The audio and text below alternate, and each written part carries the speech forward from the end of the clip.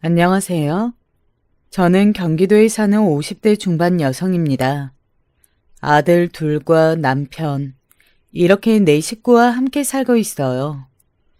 아들들이 굉장히 말을 안 듣는다거나 말썽을 부린다거나 하지는 않았지만, 그래도 둘 다 굉장히 무뚝뚝하고 표현을 안 하는 타입의 아들들이라 가끔 딸을 하나 더 낳을 걸 그랬나 하는 생각이 들기는 합니다. 남편은 공무원이에요. 뭐 굉장히 직급이 높거나 한 건 아니고 그냥 평범한 공무원입니다. 9급으로 시작해서 좀 있으면 국장으로 승진한다거나 뭐라나. 잘 모르긴 하지만 어쨌든 좋은 소식이 있기를 기다리는 중이에요. 남편과 저는 친구의 소개로 만났습니다. 당시에 저는 작은 회사에서 격리일을 보고 있었거든요.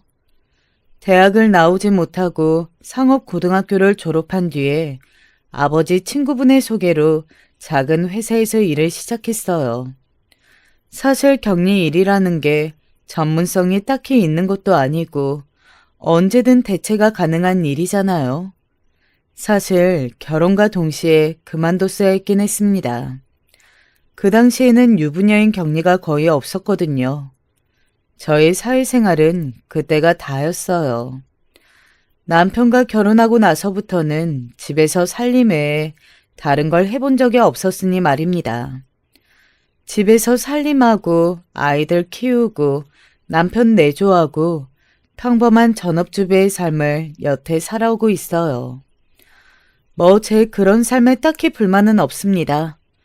가끔 텔레비전이나 동영배의 다른 엄마 중에 아직도 일을 하고 회사에 다니면서 자기 능력을 인정받는 분들을 보면 부럽다고 생각하긴 하지만 저는 애초에 그런 능력을 갖추고 있지도 않았고 그런 열정도 없었으니 인제 와서 나는 왜 그렇게 되지 못했나 막 후회하거나 하는 것도 아니고요. 남편은 저에게 첫눈에 반했다고 했어요. 다방을 들어오는 그 순간부터 저를 봤는데 오늘 소개받기로 한 여자가 저였으면 좋겠다고 생각했다더라고요. 그리고 그게 맞다는 걸 안 순간 마치 복권에 당첨된 듯 너무 기뻤다고 말이죠. 뭐 이제 세월이 지나서 나이도 먹을 만큼 먹어서 이런 자랑 무슨 소용이 있나 싶긴 하지만 소시적엔 제가 좀 예쁘긴 했었거든요.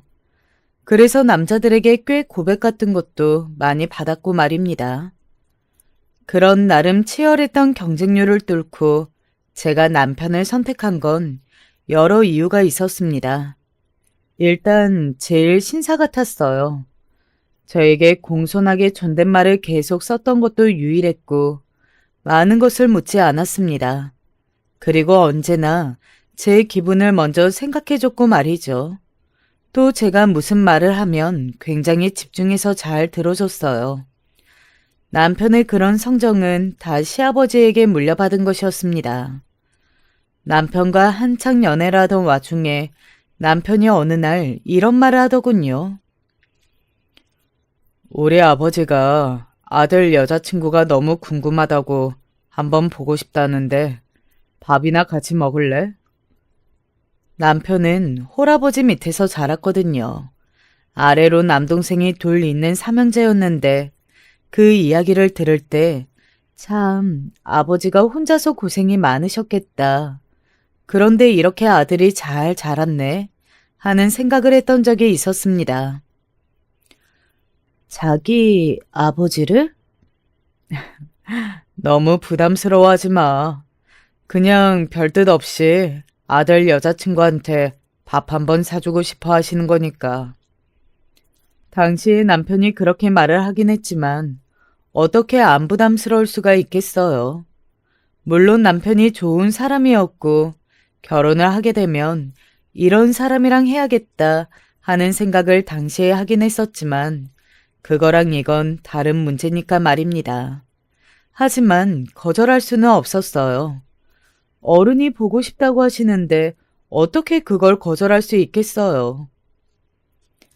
아이고, 만나서 반가워요. 나는 정수 예비되는 사람입니다. 안녕하세요. 김현숙입니다. 그게 저와 시아버지의 첫 만남이었습니다. 그날 알았어요. 남편이 배려를 잘하고 저런 좋은 성품을 지닌 건 다 시아버지에게 물려받은 거라고 말입니다. 그리고 그날 결심했던 것 같아요. 아, 이 사람이랑 결혼해야겠다. 이 사람이라면 평생을 의지하고 살 수 있겠다고 말입니다. 시아버지를 보고 그런 믿음이 확고하게 생겼거든요. 아버지가 자기를 너무 마음에 들어 하시는데? 시아버지도 저를 굉장히 마음에 들어 하셨어요. 그래서 남편의 말로는 저를 보고 온 다음 날부터 헤어질 생각은 꿈에도 하지 말고 무조건 잡으라고, 당신은 저런 며느리가 보고 싶다고 그렇게 말씀하셨다고 하더라고요. 실제로 시아버지를 그렇게 만난 지 얼마 되지 않아 남편은 저에게 청혼했습니다. 물론 남편도 저와 결혼할 생각을 하면서 만났던 건 사실이지만 시아버지의 그 적극적인 행동 때문에 더 일러졌다고 나중에 이야기하긴 하더라고요. 시아버지는 수의사셨거든요. 당시에 수의사가 그렇게 많지는 않았었기 때문에 시아버지는 지방까지 출장을 가시는 일도 잦았어요. 주로 농사를 짓는 소나 가축들을 많이 보러 다니셨습니다. 하시는 일은 험했지만 수입은 굉장했어요. 그래서 남편의 집은 부유한 편에 속했고 말입니다. 반면에 저희 집은 굳이 따지자면 가난한 편이었거든요. 그래서 제가 고등학교 때 공부를 남동생보다 잘했음에도 불구하고 대학에 가지 못했어요. 집에서 자식들을 다 대학을 보낼 형편이 되지 않았고, 그럴 경우에는 보통 아들만 보내는 게 일반적이긴 했으니까 말입니다. 지금은 그렇지 않지만 당시에는 그랬어요. 물론 제가 공부를 더 잘했고 또 한 번쯤은 대학 생활을 해보고 싶었기 때문에 당시에는 굉장히 슬펐긴 했지만 그렇다고 공부를 엄청나게 잘했던 것도 또 이루고 싶은 꿈이 유별나게 있었던 것도 아니었기 때문에 그게 한으로 남거나 하지는 않았어요. 남동생은 저에게 지금까지 미안해하지만 말입니다. 남동생은 당시에 대학을 나와서 좋은 직장에 취직해 지금은 자신의 가정을 잘 꾸렸으니 그게 아깝거나 하는 마음은 정말 하나도 없어요. 그만큼 남동생이 잘 살고 있으니 말이죠. 이렇게 계속 이야기했듯 저는 특별하거나 뛰어난 사람은 아니었지만 그렇다고 그거에 대해 열등감을 가지거나 그런 저 자신을 부끄러워하거나 누군가를 굉장히 부러워하거나 그랬던 적이 없었거든요. 하지만 밑으로 동서들이 들어오고 달라지긴 했습니다. 앞서 이야기했듯 남편에게는 2명의 남동생이 있었어요. 그리고 그 남동생들도 좋은 시아버지 밑에서 잘 자라서 잘 컸습니다. 하지만 자신이 좋은 사람이라고 해서 좋은 사람을 만나 결혼하지는 않더라고요. 제 동서들이 굉장히 못했거든요. 먼저 큰도련님은 시아버지를 따라 똑같은 직업인 수의사라고 있습니다. 강남의 동물원을 운영 중인데 손님이 아주 많아서 수입이 많은 걸로 알고 있어요. 큰 도련님 집만 봐도 저희 집의 한 3배 정도는 되니까요. 그리고 작은 도련님은 대기업의 연구원입니다. 인류대학을 나와서 바로 취업이 되었어요. 그리고 지금까지 굉장히 엘리트 코스를 밟으면서 승진을 해오고 있고 말입니다. 듣기로는 임원까지 생각하고 있다고 하더라고요. 그러니까 남편이 그 3현재 중에서 제일 안 풀린 케이스예요. 물론 남편은 그것에 대해 열등감을 가지거나 딱히 다른 말로 표현을 한 적은 없습니다. 그리고 그런 행동을 한 적도 없고 말이죠. 삼형제가 사이가 아직도 좋아요. 남편과 도련님 사이에는 나이 차이가 조금 있습니다. 큰 도련님은 남편보다 9살이 어리고 작은 도련님은 12살이 어려요. 띠동갑이죠. 그래서 제가 그 집안에서 오랫동안 혼자 시아버지의 며느리로 살았습니다. 그리고 물론 도련님들이 다 학생일 때부터 봐왔기 때문에 어느 정도는 제가 키운 것도 있어요. 일반적인 형수님, 도련님의 사이는 아니긴 합니다. 조금 더 각별한 게 있긴 하다는 말이에요. 이제 저희 시댁에 대한 설명은 어느 정도 끝난 것 같네요. 그러면 이제 제가 이 사연을 보내게 된 이유가 되는 저희 동서들에 대해서 이야기를 시작해 볼게요. 큰 동서는 제가 남편과 결혼하고 거의 10년쯤 됐을 때 큰 도련님과 결혼했어요. 큰 도련님과 같은 수의사였습니다. 지금은 그 둘 부부가 함께 그 동물원을 운영하고 있고요. 아, 그러면 전업주부이신 거네요? 그렇지. 굉장히 귀한 일을 하는 거예요. 그네가 없었으면 민수, 현수 둘 다 이렇게 잘 크지 않았을 거예요. 네, 오빠한테 형수님 이야기 자주 들었어요. 너무 좋으신 분이라고. 큰동서는 그러면서 저를 위아래로 훑어보았습니다. 왜 사람이 사람의 시선을 받으면 저 사람이 저에게 적의가 있는지 없는지 호감이 있는지 없는지 단번에 알 수 있잖아요. 저는 그 큰동생의 시선에서 저에게 적의가 있다는 걸 알 수 있었어요. 그리고 그 생각은 실제로 적중했고 말입니다. 큰동서는 시아버지와 자기 남편인 큰도련님에게 완전히 신뢰를 받는 저를 굉장히 탐탁치 않게 생각했어요. 그래서 늘 빈정거렸습니다.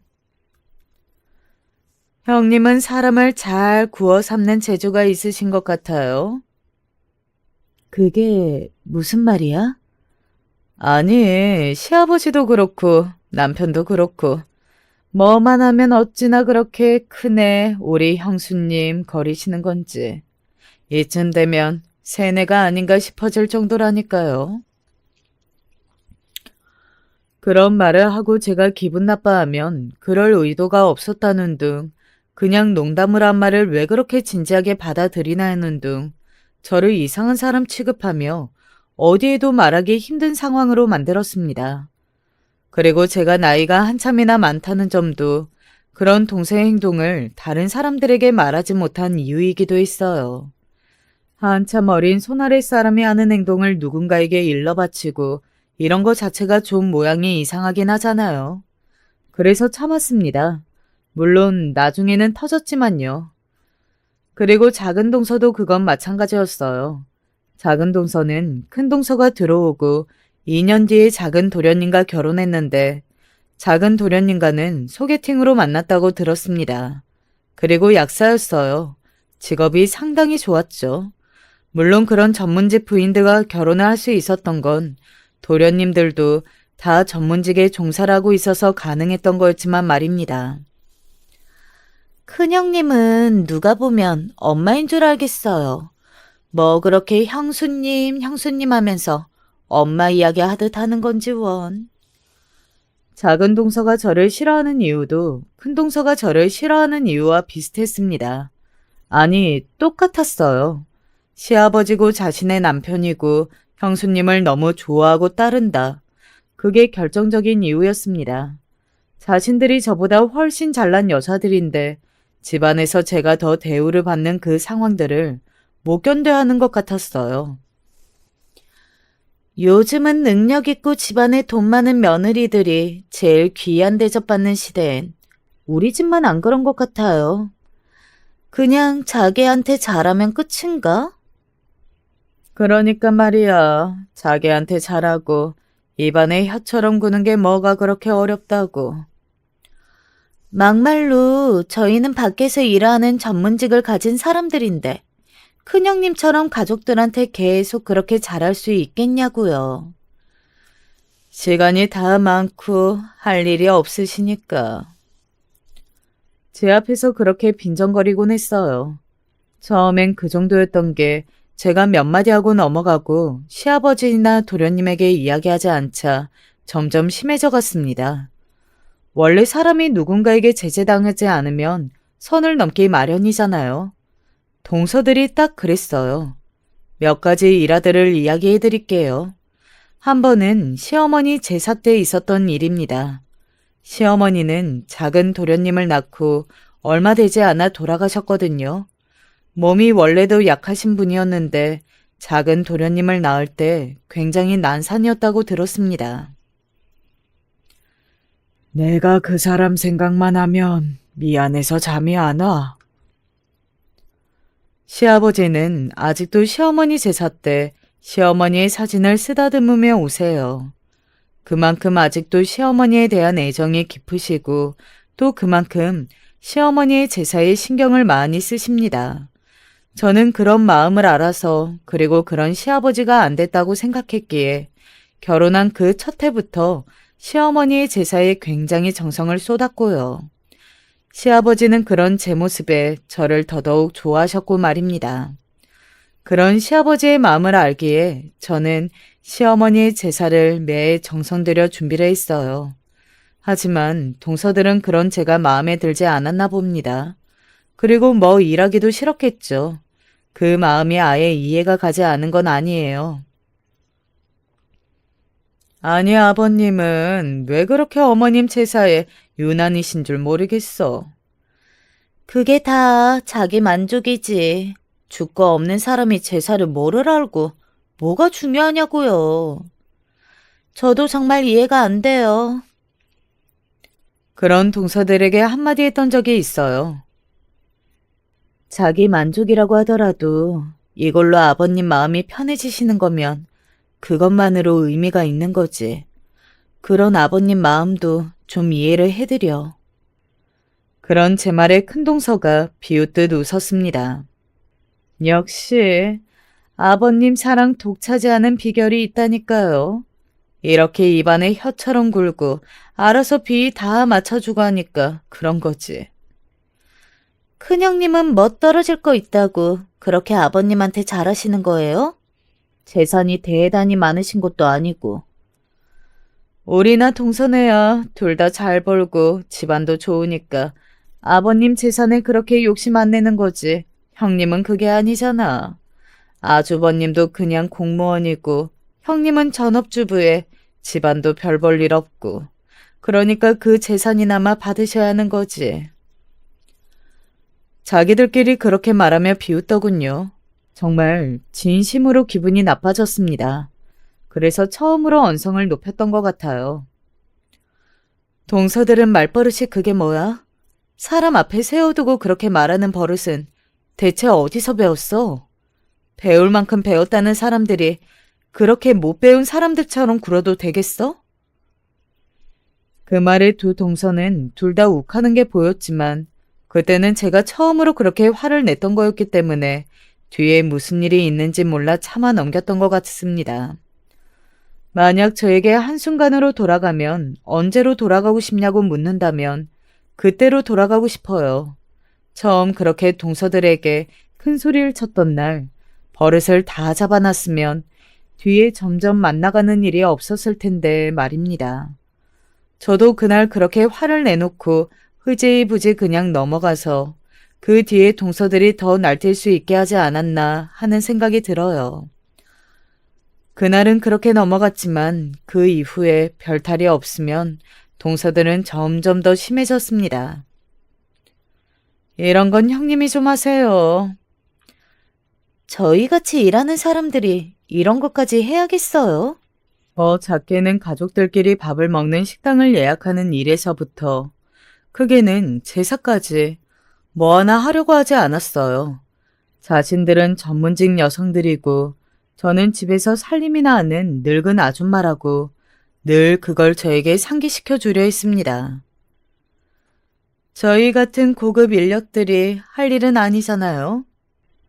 그리고 형님은 이제 나이도 드실 만큼 드셨는데 저희랑 같이 다녀서 뭐 하겠어요? 점점 더 노골적인 무시와 언행들을 듣고 있자니 저도 인간인지라 티가 날 수밖에 없었어요. 저와 동서들이 사이가 좋지만은 않다는 것을 제일 먼저 알아차린 건 다름 아닌 시아버지였습니다. 니들 둘 그네한테 잘하라는 내 말 그냥 하는 말 아닌 거 알지? 어느 날 갑작스럽게 그렇게 말씀하시는 시아버지의 말에 두 동서 다 뭔가 아시는 게 있으신가 싶어 움찔하는 게 저에게도 보였어요. 아휴, 그럼요.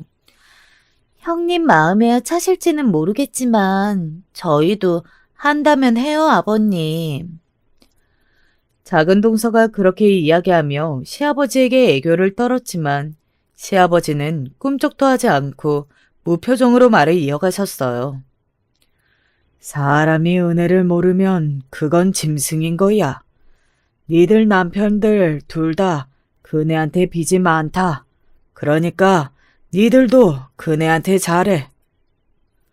혹시 제가 시아버지에게 무슨 말이라도 해서 시아버지가 그러시나 싶어 동서들이 잔뜩 쫄은 게 보였어요. 그리고 그 일 이후로 한동안은 둘 다 잠잠하긴 했고 말입니다. 하지만 얼마 가지 않았어요. 아니 진짜 무슨 형수님이야 엄마야. 왜요? 내가 형님 이야기 좀 안 좋게 했다고 완전 정색하면서 형수님한테 그런 말 하지 말라고 그러는 거 있지?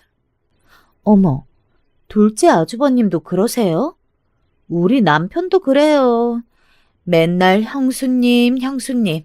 당신이 형수님한테 잘해야 한다. 누가 보면 진짜 엄마인 줄 알겠어. 아니, 진짜 친엄마도 그렇게는 안 할걸요?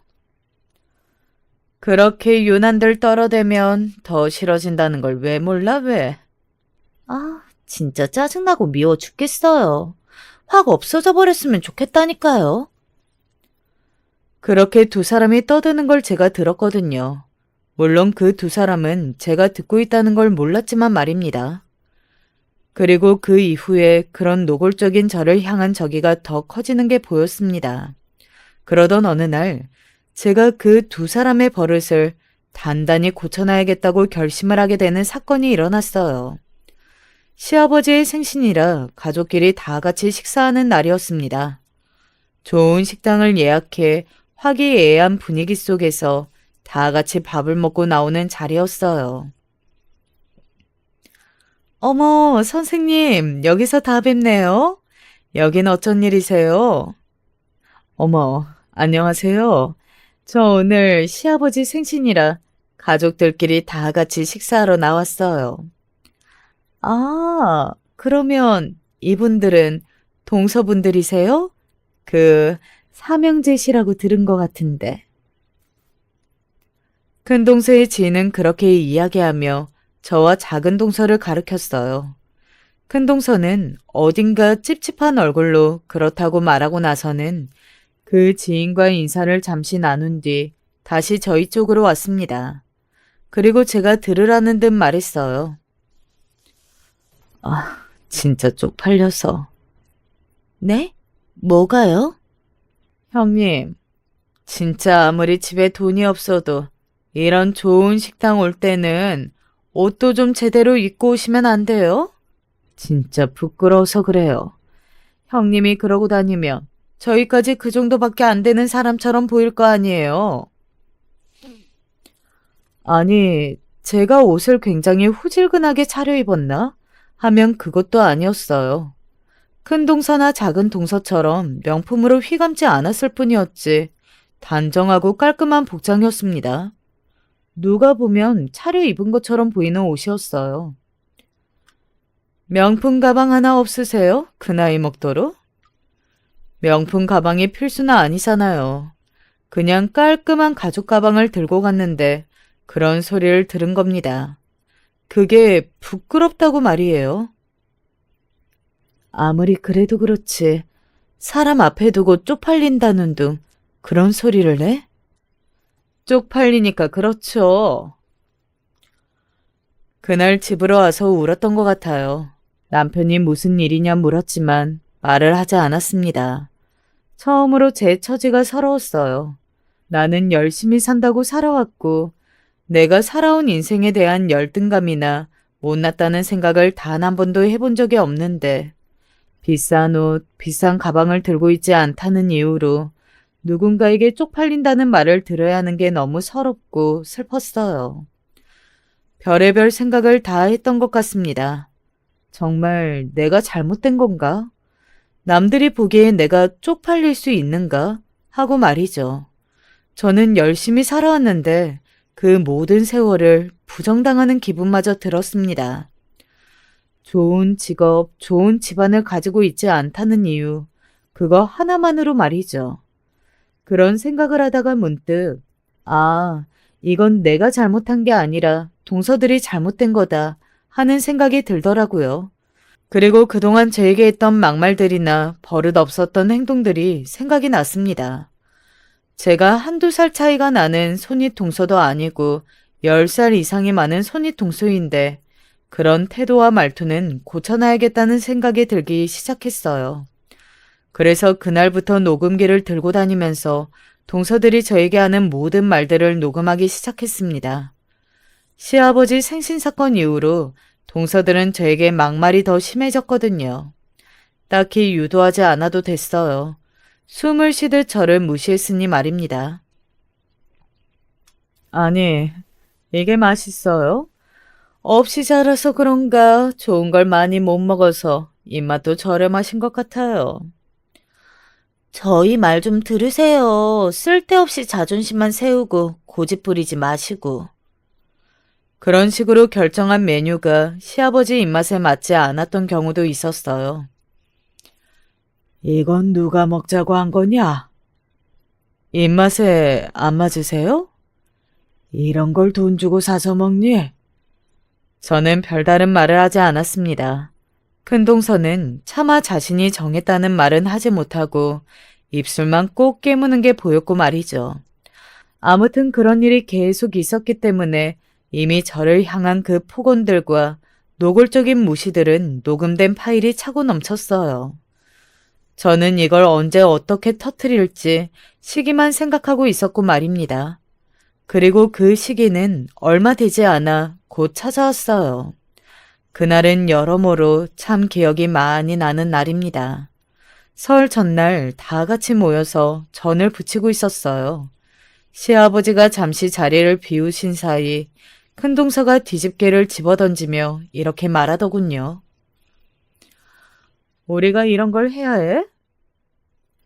그러니까요. 짜증나 죽겠어요. 큰동서는 그렇게 말한 뒤 저를 쳐다보며 말했어요. 형님, 저희 같은 고급 인력이 지금 전을 부치고 있어서 되겠어요? 그런 동생의 말에 제가 대답했습니다. 이건 그냥 가족 행사에 다 같이 참여하는 거지. 동서들 중요한 일하는 거 내가 모르나? 저는 녹음을 하고 있었기 때문에 더 좋게 이야기하긴 했었던 것 같아요. 하지만 그런 걸 알 리 없는 동서들은 평소에 늘 했던 것처럼 저를 무시하는 말을 하며 자신들의 스트레스를 풀기 시작했습니다. 이런 일은 평생 살림이나 하신 큰형님이 다 하시는 게 맞지 않나요? 나도 그렇게 생각해. 우리가 형님이랑 같냐고. 제 앞에서 저런 말을 하고 있는 거였어요. 같다고 하라는 게 아니잖아. 그니까 다르니까 다른 일을 해야 한다는 거죠. 이런 일은 형님이 앞으로 좀 하세요. 아버님한테도 형님이 먼저 이야기하세요. 형님이 하겠다고. 맞아요. 이런 건 어른이 나서서 정리하는 게 맞죠? 이럴 때만 어른이더군요. 동서들이 나를 어른이라고 생각하는지 몰랐네. 제가 그렇게 빈정거렸어요. 그랬더니 큰동서가 인상을 팍 쓰더군요. 지금 빈정거리시는 거예요? 왜? 동서들이 늘 나한테 하는 거잖아. 사람 면전에 세워두고 앞담화하면서 빈정거리기. 우리랑 형님이 같아요? 뭐가 다른데? 급이 다르잖아요, 급이. 진짜 형님은 가만 보면 본인 주제를 몰라도 너무 모르시는 것 같아요. 그때 도우락이 눌리는 소리가 들리고 아버님과 남편 그리고 도련님들이 들어왔습니다. 동서들은 바로 입을 딱 다물었어요. 그리고 저는 이 못한 걸 터트리는 날이 바로 오늘이라는 생각을 했습니다. 이들의 버릇을 제대로 고쳐두지 않으면 저는 더 이상 이 집안의 며느리로 살 수 없겠다 싶었어요. 제 자존감을 이렇게 박살내고 사람을 무시하는 이들과 가족 구성원으로 계속해서 지낼 수는 없잖아요. 다음 날 차례를 지내는 그 시간에 다 같이 모여있는 시댁의 거실에서 제가 그동안 동서들에게 들었던 말들을 녹음해놨던 파일을 재생했습니다. 조용한 거실에 동서들이 저에게 했던 폭언들이 울려 퍼졌어요. 형님 주제를 알아라. 형님 쪽팔린다. 우리랑 형님은 급이 다르다. 숨쉬듯 했던 그 말들 말입니다. 여태 계속 들어왔던 말이지만 녹음된 파일로 다시 다 같이 그렇게 듣고 있으니 새삼스럽긴 하더군요. 그 파일을 재생하는 내내 동서들의 얼굴은 점점 더 새하얗게 질려갔고 도련님과 남편의 얼굴은 충격으로 굳었으며 시아버지는 분노로 얼굴이 시뻘겋게 달아올랐어요. 이게 다 뭐냐? 지금 이것들이 우리 그네한테 이런 말을 했다는 거야? 어? 시아버지는 정말 큰 소리로 그렇게 소리를 질렀고 그 소리에 동서들이 움찔거리며 몸을 떨었습니다. 그렇게 화가 난 시아버지는 저도 처음 보는 모습이었어요. 당장 이 집에서 나가. 이 두 년들 다 필요 없다. 시아버지는 그렇게 이야기하며 동서 두 사람의 뺨을 쳤습니다. 동서들은 정말 많이 놀란 게 보였어요. 아버님. 아니, 그래도 때리시면. 니들이 잘못한 건 생각 못해? 그 광경을 가만히 보다가 제가 입을 떼었습니다. 저는 더 이상 이 집의 가족으로 못 살 것 같아요. 형수님. 저를 저렇게 무시하고 싫어하는 사람들이랑 어떻게 가족으로 살 수 있겠어요? 동서들이 바뀌거나 나가거나 하지 않으면 제가 나가겠습니다. 여보, 그게 무슨 말이야? 당신한테는 미안하지만 나는 나를 위해서라도 그렇게 해야겠어. 사실상 이혼을 선언한 거였어요. 진심으로 남편이랑 이혼해야겠다는 마음을 먹었다기보다는 반쯤은 협박이나 다름없긴 했습니다. 무슨 소리를 하는 거냐? 나가려면 이것들이 나가야지. 시아버지는 정말 한치의 고민도 없이 두 명의 동서를 버리고 저를 선택하셨어요. 동서들은 바로 그렇게 이야기하는 시아버지의 모습에서도 조금 충격을 받은 듯 보였습니다. 당신 당장 형수님한테 빌지 못해? 당신도 빨리 빌어. 하지만 동서들은 자존심이 많이 상한 건지 그럴 생각이 없어 보였습니다. 내가 잘못한 건 맞지만 그래도 나도 어디 가서 이런 취급받을 사람은 아니야. 이하 동문입니다.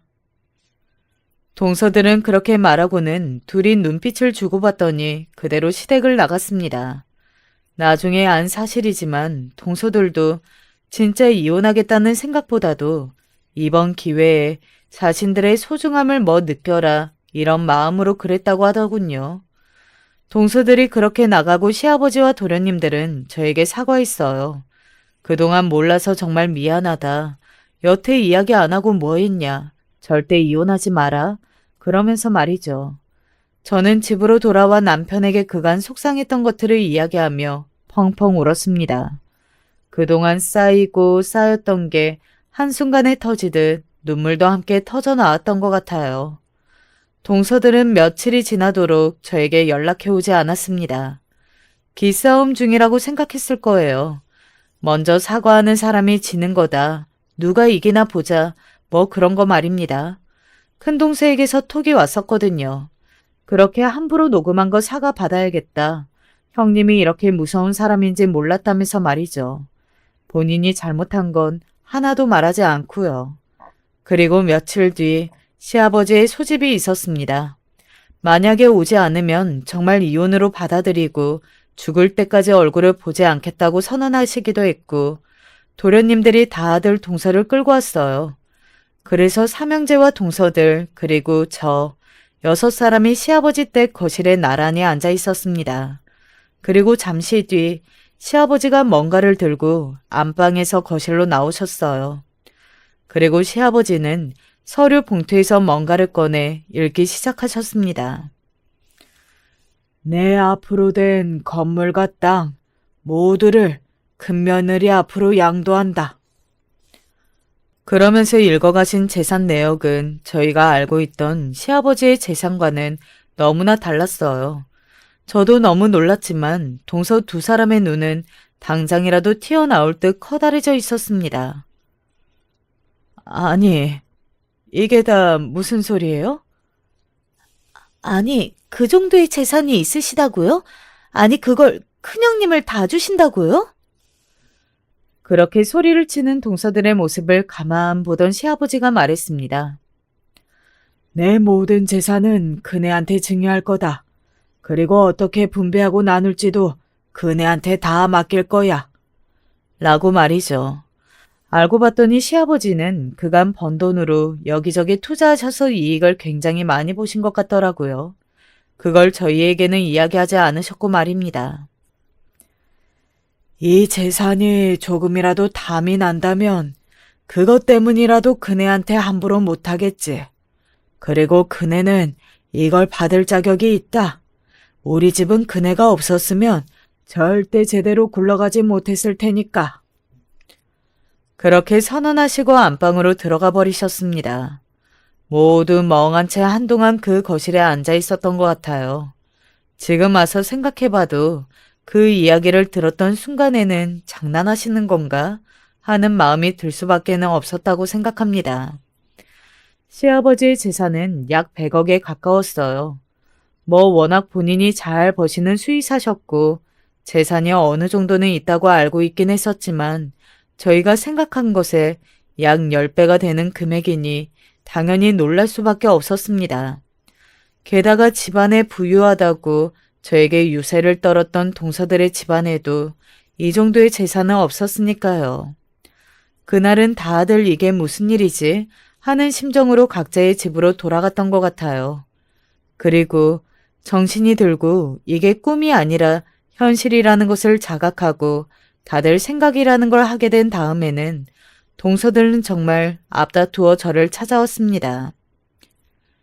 형님, 그동안 제가 정말 잘못했어요. 그러면 안 되는 거였는데 제가 나이만 먹었지 철이 덜 들어서 정말 죄송합니다. 그렇게 순식간에 바뀌는 그 두 사람의 태도가 정말이지 기가 막혔습니다. 그런 동서들의 태도에 기가 막혀 하는 건 저뿐만이 아니었어요. 나는 정말 당신에게 너무 실망이야.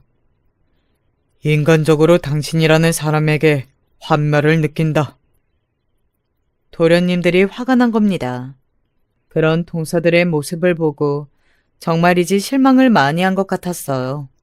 그리고 비단 저에게 잘못해서가 아닌 사람 대 사람으로서 실망했고 더 이상 그런 사람과는 살 수 없다는 이유로 큰 도련님이 먼저 큰 동서에게 이혼하자 이야기했습니다. 큰 동서가 저를 찾아와서 정말 울면서 빌더군요. 형님이 남편 좀 한 번만 만나주세요. 내가 왜? 제가 정말 잘못했고 다시는 그럴 일 없을 거예요. 그러니까 제가 정말 반성하고 있다고, 형님에게 진심으로 사죄했다고 남편한테 한 번만 말해주시면 안 될까요? 남편이 그래도 형님 말은 잘 듣잖아요. 저는 남편 없이는 못 살아요, 형님. 생각해보니 큰동서는 도련님을 굉장히 많이 좋아하긴 했어요. 듣기로는 오랜 시간 쫓아다니다가 결혼하게 됐다고 했거든요. 그래서 도련님에게 참 잘했고 말입니다. 저에게 못했던 것과는 별개로요. 제가 남편 얼마나 좋아하는지 아시잖아요. 제발요. 저는 그이 없으면 죽어요, 형님. 그렇게 남편이 소중하면 남편이 귀하게 여기는 사람에게는 왜 그렇게 못되게 굴었는지 묻고 싶었지만 저도 참 마음이 약한지라 그런 큰 동서를 보니 흔들리긴 하더군요. 그래서 큰 도련님을 찾아갔었습니다. 동서가 진심으로 반성하고 있는 것 같아요. 도련님도 한 번만 기회를 줘보세요. 그 사람에게 인간적으로 너무 실망한 게 큰 것 같아요. 얼굴만 봐도 그때 들었던 그 몰상식한 말들이 자동으로 재생이 돼요. 그날 제가 들려줬던 그 녹음본이 큰 도련님에게는 굉장히 충격이었던 것 같더라고요. 그 말을 들으니 괜히 더 미안해졌습니다. 물론 제 잘못이 아니지만요. 동서가 한 번만 더 그러면 이번에는 저도 참지 않고 바로 이야기할 테니까 우리 한 번만 더 지켜보는 걸로 합시다. 그렇게 몇 시간을 설득했는지 몰라요. 그 결과 큰 도련님은 큰 동생에게 한 번 더 기회를 주기로 결론을 내렸습니다. 너무 감사합니다, 형님. 이 은혜는 잊지 않을게요. 그리고 앞으로 제가 정말 잘할게요. 동서가 울면서 그렇게 전화가 왔어요. 그리고 둘째 도련님네는 이혼 이야기가 본격적으로 나오지는 않았지만 둘 사이가 굉장히 멀어진 것 같기는 했어요. 큰 동서에게 작은 동서가 어떻게 하면 좋을지 고민 상담을 해왔다고 하더라고요. 앞으로 잘하는 모습을 계속 보여주는 수밖에 다른 방법이 없지 않을까? 라고 큰 동서가 이야기했다더군요. 그리고 그 두 사람은 그전과 완전히 바뀌기는 했습니다. 물론 진심으로 반성은 하지 않았을지도 몰라요. 남편들이 화를 내고 시아버지가 물려준 재산이 저에게 있으니 어쩔 수 없이 성질을 참는 것도 있을 겁니다. 사람은 한순간에 쉽게 변하지 않는다는 걸 저도 잘 알고 있으니까 말이죠. 하지만 명절 아침에 우리 집 풍경은 정말 한순간에 달라지긴 했어요. 픽 하고 저도 모르게 웃음이 날 정도로 말입니다. 형님, 저는 제가 붙이고 있을게요. 그러면 떡하고 과일은 제가 찾아올게요. 서로 일을 하겠다고 나서기 시작했거든요. 아니야, 그건 내가 찾아올게. 아니, 형님은 가만히 앉아 계세요. 팔팔한 저희가 다 할게요. 그리고는 작은 동서는 아파하는 표정으로 이러더군요. 아, 이거 형님 나이 드셨다고 뭐라고 하는 말 아닌 거 알죠? 오해하신 거 아니죠? 혹시나 제가 잘못 오해해서 들을까봐 걱정하고 염려하는 모습까지 보이더군요. 그 전이라면 정말 상상도 하지 못했을 거예요. 이런 날이 오리라고는 말입니다. 그런 동서들을 신기한 마음 반, 어딘지 씁쓸한 마음 반인 마음으로 보고 있을 때였습니다. 그네, 잠깐 나 좀 보자. 시아버지가 저를 불러냈어요. 그러자 동서들이 눈치를 보기 시작했습니다. 혹시나 제가 시아버지에게 안 좋은 소리라도 할지, 또 시아버지가 제게 무슨 이야기를 할지 신경이 쓰이나 보더라고요. 뭐 당연히 그럴 수밖에 없긴 했지만요. 시아버지는 저에게 서류 뭉치를 건넸습니다. 재산 정리 다 했다. 네 앞으로 다 돌려놨어. 세금도 다 냈고 이제는 완전히 네 돈이다. 제가 놀라서 그 서류 봉투를 다시 시아버지에게 드렸어요. 아니요, 아버님. 이러시지 않으셔도 돼요. 저는 솔직히 시아버지가 진짜 모든 재산을 저에게 다 주실 줄은 꿈에도 생각하지 못했었거든요. 어느 정도는 주실 수도 있지만 다 주실 거라고는 생각하지 못했었고, 그리고 동서들 겁주려고 하는 말인 줄 알았던 것도 있었고 말입니다. 시아버지는 다시 그 서류 봉투를 제 쪽으로 미셨어요. 나는 우리 집안에서 딱 한 사람을 믿어야 한다면 그건 너다. 아니, 그래도 아버님, 다 줄 생각은 없긴 했지만 그래도 너한테 제일 많이 주려고 했던 재산이야. 너 없었으면 우리 집이 이렇게 멀쩡하게 안 굴러갔다. 돈으로밖에 보상할 수 없는 게 미안할 정도로 너에게 고마운 게 많아. 시아버지의 그런 말을 듣는데 눈물이 날 것 같더군요. 물론 제가 이 집에 와서 순탄하고 평화롭게만 생활한 건 아닙니다. 남자들밖에 없는 이 집에 유일한 여자 식구로 신경 쓰고 챙겨야 할 일들이 많기는 했어요. 하지만 시아버지나 도련님이 저를 좋아했고 또 좋은 사람들이었기 때문에 크게 힘들다고 생각하지 않았었거든요. 하지만 시아버지는 그런 것들을 다 생각하고 계셨던 겁니다. 다 네가 가져도 되고 아니면 네 뜻대로 분배해도 되고 다 네 몫이니까 네가 알아서 해라. 시아버지는 더 이상 다른 말씀은 하지 않으셨지만 그 말투와 표정에서 마음이 다 느껴졌습니다. 진심이 아닌 말이었지만 이 집안에서 나가겠다는 말을 한 게 너무나 죄송스러울 정도로 말입니다. 남편과 그 재산을 어떻게 하면 좋을지 논의 끝에 도련님들과 똑같이 3분의 1 하기로 결정을 내렸어요. 다만 당장은 아니고 동서들을 조금 더 지켜본 뒤에 서류 작업은 하기로 했습니다. 지금 생각해도 가장 신기한 일은 시아버지가 저에게 재산을 다 물려주고 실제로 모든 서류 작업을 끝내는 동안 남편은 그렇다 쳐도 도련님들이 입을 한 번도 댄 적이 없다는 사실이에요. 사람이라면 돈 앞에 약해질 수밖에 없고 그리고 자신들의 몫이라고 생각했던 걸 다른 사람이 받게 되면 당연히 화를 낼 수 있잖아요. 그래서 언젠가 한번 물어본 적이 있습니다. 도련님들은 화가 안 나셨어요? 뭐가요? 아버님이 재산 저한테 다 주신다고 한 거 말이에요. 제 그 말에 작은 도련님이 픽 웃더군요. 제가 아버지라도 그렇게 했을걸요. 그리고 저는 형수님이 결국은 그렇게 하실 것 같았어요. 똑같이 나누기로 했다는 이야기를 한 날 제가 당연히 그럴 줄 알았다고 하더군요. 물론 농담이 반쯤은 섞인 말이었지만 저를 그만큼 믿는다는 말이라 고마웠습니다. 도련님들과 동서들의 사이는 점차 좋아지긴 했어요.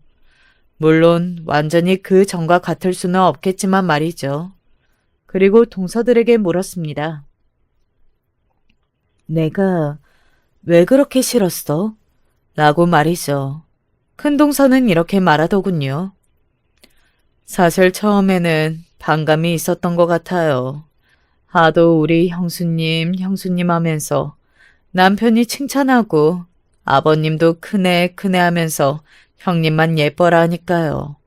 내가 훨씬 좋은 집안, 내가 훨씬 좋은 직업을 가지고 있는데 내가 더 훌륭한 며느리인 것 같은데 왜 나한테 형님을 본받으라고 하고 형님한테 잘하라고 하는지 그게 너무 싫었거든요.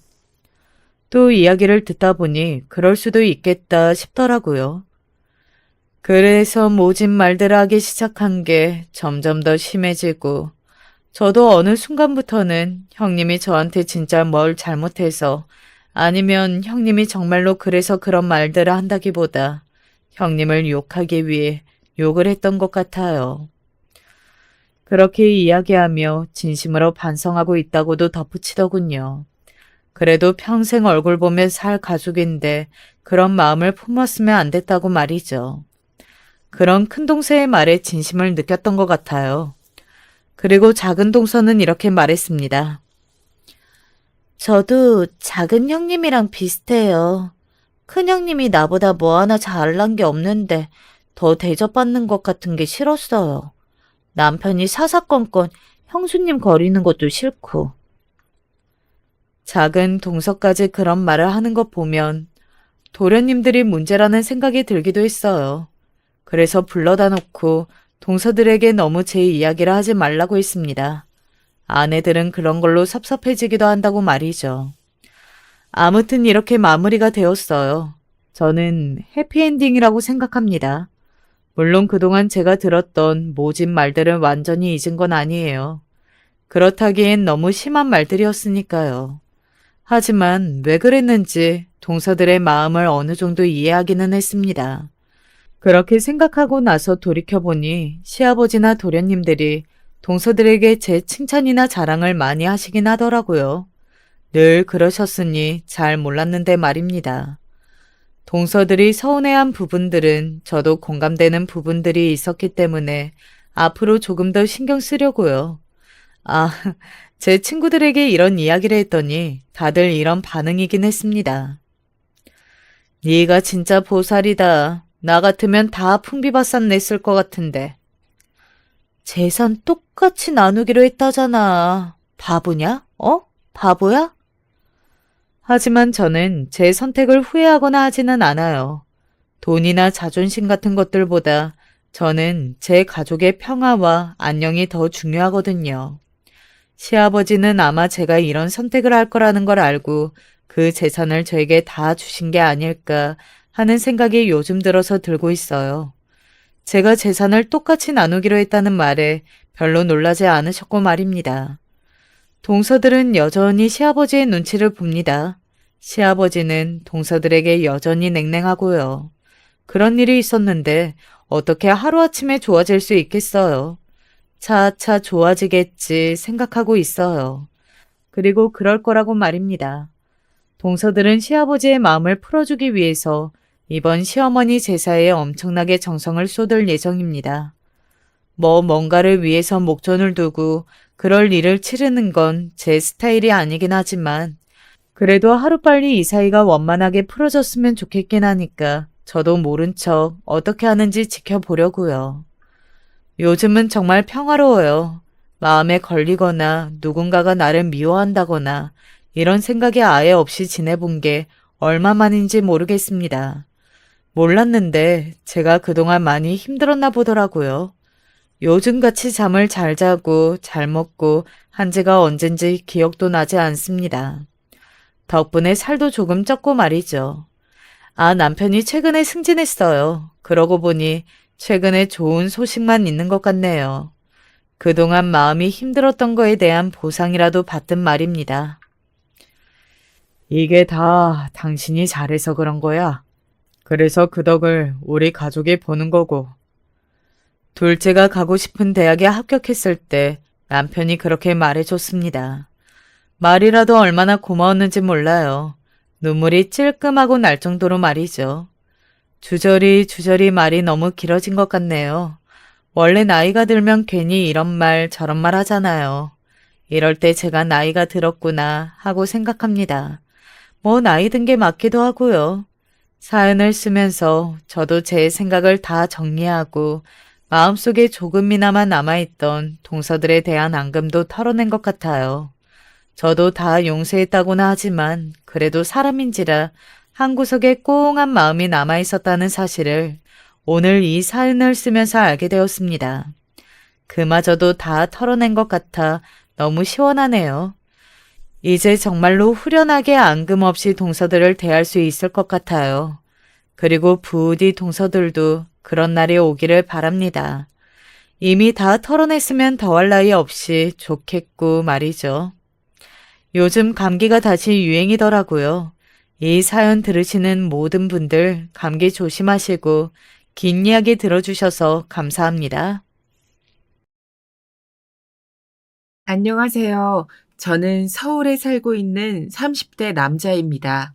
최근 아내와의 관계를 정리한 돌싱남이기도 하고요. 이렇게 사연을 쓰려고 하니 어색하네요. 솔직히 제 이야기를 하는 것이 많이 망설여지기도 했지만 이렇게 속 시원하게 털어놓고 새롭게 출발하려고 용기를 냈습니다.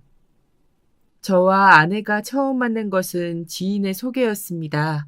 가장 친한 친구가 여자친구를 소개시켜 주겠다고 하면서 자리를 만들었는데 그 자리에 함께 나왔더군요. 솔직히 말하면 첫눈에 반했습니다. 외형이 딱 제 이상형이었거든요. 단발머리가 잘 어울리는 단아한 여자. 고리타분하다고 말할지 모르지만 당시 이상형은 정말 저게 전부였습니다. 지금이야 전혀 아니지만 막 취직을 해서 사회생활을 시작한 20대 후반의 저에게는 정말이지 상상 속의 그녀였죠. 그래서 평소에는 생각조차 하지 못했던 행동을 실행으로 옮겼습니다. 헤어지는 자리에서 따로 연락하고 싶은데 기회를 줄 수 있겠냐고 말이죠. 그녀는 한동안 가만히 저를 보더니 제게 명함을 달라고 하더군요. 따로 연락을 하겠다고 하면서요. 그 자리에서 거절당하지 않았다는 사실에 저는 반쯤은 성공했다는 생각이 들었답니다. 그래서 연락 꼭 달라고 기다리겠다고 말하고 헤어졌죠. 그런데 그 이후로 따로 연락이 오질 않았어요. 바쁜 일이 있나 보다 하면서 한 달 정도를 기다렸습니다. 이쯤 되면 그냥 차인 것이 아닐까 싶었어요. 친구 녀석에게 도움을 청하고 싶었지만 이 녀석은 그 여자친구와 이미 헤어진 상태라 전혀 도움이 되질 않았죠. 이대로 포기해야겠다고 생각할 때쯤 그녀를 다시 만났습니다. 주말에 서점 가는 것을 좋아하는 편이라 종종 나가는데 서점에서 딱 마주쳤죠. 먼저 알아본 것은 그녀 쪽이었습니다. 저를 보면서 많이 당황하더군요. 저 역시도 갑자기 다시 만난 그녀를 보면서 움직일 수 없었죠. 저는 이런 곳에서 만날 수도 있군요 하면서 먼저 인사를 건넸습니다. 그녀는 재미있는 우연이라고 하면서 서점에 자주 오느냐고 물었죠. 도서관을 자주 이용하기는 하지만 정말 좋아하는 작가의 책은 사서 보는 편이라고 대답하고는 그녀의 얼굴을 살폈습니다. 딱히 기분 나빠하는 것처럼 보이진 않더군요. 그녀는 좋아하는 작가의 신간이 나왔기에 겸사겸사 나왔다고 하면서 책을 보여주었습니다. 재미있게도 그녀가 보여주는 책과 같은 책이 제 손에도 들려 있었죠.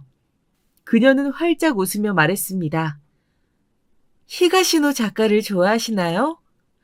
저의 가장 최애 작가라고 밝히자 그녀는 자기 역시 추리물을 좋아해서 히가시노 작가의 작품은 모두 읽었다고 하더군요. 둘 다 추리 덕후라는 사실을 공개하게 되었죠. 좋아하는 취향이 같은 사람을 만나기란 쉬운 일이 아니어서 저는 시간만 괜찮다면 커피라도 마시면서 이야기를 좀 더 나눠보지 않겠냐고 권했습니다. 그녀는 흔쾌히 응해주었죠. 우리는 서점 건물에 있는 카페로 자리를 옮겨 추리물에 대해 이야기를 한참 나눴습니다. 이야기를 하면 할수록 그녀와 저는 참 닮은 구석이 많더라고요. 추리물을 좋아하고 수사물 드라마를 자주 보며 셜록 키언이라는 사실은 어지간해선 잘 맞기 힘든데 말이죠. 우리 둘은 시간 가는 줄 모르고 이야기를 나눴습니다. 마치 오래 알고 지낸 사람처럼 말이죠. 한참을 떠들었더니 배가 고프더군요. 그녀는 저녁을 함께 먹자고 권해왔어요. 저는 조금의 망설임도 없이 바로 가자고 했죠. 평소에는 주말에 차를 거의 가지고 나가질 않는데 그날은 이상하게 운전이 하고 싶더라고요. 그녀에게 차도 있으니 먹고 싶은 곳이나 잘 아는 곳으로 가자고 했습니다. 그녀는 단골 가게가 있는데 100% 맛을 보장한다고 자신 있게 말했어요. 차 안에서도 우리는 끊임없이 이야기를 나눴습니다. 최근 읽었던 추리소설을 서로 권해주면서 잠시도 입을 쉬지 않았어요. 저녁까지 근사하게 먹고 저는 그녀에게 괜찮다면 집 근처까지 데려다주고 싶다고 했어요. 그녀는 크게 웃으며 사실 저녁을 먹은 장소가 집 근처라고 했죠. 일부러 이곳으로 골랐다고 말하며 웃는 그녀를 보면서 저 역시 웃음이 나올 수밖에 없더라고요. 헤어지는 타이밍에 저는 함께 있는 동안 계속해서 묻고 싶었던 것을 입 밖으로 꺼냈습니다. 왜 연락을 하지 않았느냐고 말이죠. 그녀는 잠시 머뭇거리더니 미안한 표정으로 대답했어요. 사실은 그날 친구랑 2차 노래방을 갔었는데 나오는 길에 명함을 잃어버렸어요. 뜻밖의 이유에 저는 어떻게 반응을 보여야 할지 모르겠더군요. 그녀는 미안하다고 말하면서 고의로 연락을 안 한 것은 아니라고 그 점은 믿어달라고 했답니다. 그러면서 오늘 다시 명함을 주실 수 있냐고 물었죠. 저는 명함 대신 제 폰을 내밀었습니다. 또 잃어버릴지 모르니 이번에는 전화번호를 남겨달라고 했어요. 그녀는 톡톡톡 가벼운 손놀림으로 번호를 찍더니 통화를 눌렀습니다. 곧 진동소리와 함께 그녀는 핸드폰을 꺼내 보이면서 저장해 두겠다고 했죠. 그렇게 헤어지고 저는 다음날 집에는 잘 들어갔냐고 문자를 보냈어요. 그리고 재미있는 영화가 개봉을 하는데 함께 보지 않겠냐고 했죠. 그녀는 보고 싶다던 영화라고 하면서 자신이 예매를 하겠다고 되는 시간을 알려달라고 했어요. 그렇게 저희는 공통 관심사를 나누면서 서로를 알아가는 시간을 가졌습니다. 만나면 만날수록 그녀는 정말이지 저와 통하는 부분이 많았어요. 그녀만의 독특한 캐릭터 해석도 좋았습니다. 저와는 전혀 다른 관점으로 책을 읽는 사람이구나 싶었죠. 그래서 저는 그녀와 이야기를 하는 시간이 조금도 지루하지 않았어요. 오히려 시간이 왜 이렇게 빨리 흐르는 걸까? 원망스러울 정도였죠. 이런 감정은 저만 느끼는 것은 아니라는 느낌이 확 왔답니다. 저는 용기를 내서 서로 진지한 만남을 가져보는 것이 어떻겠냐고 먼저 말을 꺼냈습니다. 그녀는 생각할 시간이 조금 필요하다고 하더군요. 그녀의 대답을 기다리는 시간이 왜 그렇게 길게만 느껴지는지 하루에도 몇 번이고 그녀에게 연락이 오진 않을까 확인하며 마음 졸이고 있었답니다. 일주일 정도 시간이 흐르고 그녀에게서 연락이 왔습니다. 진지하게 만나보자고 말이죠. 그날은 제게 있어서 아주 오랫동안 기억에 남을 하루였습니다. 우리는 연인 사이가 되었다고 해서 특별히 달라지진 않았어요. 비슷한 취미 생활을 공유하면서 시간을 보냈죠. 변화가 있다면 우리의 이야기 주제가 조금은 달라지고 있다는 정도였습니다. 결혼이란 것에 대해서 자주 이야기를 나누게 되었죠. 어느 날 저와 친하게 지내는 선배의 결혼식에 그녀와 함께 다녀오게 되었습니다. 선배는 결혼 이후 시댁에 들어가서 살기로 결정했다고 하더군요.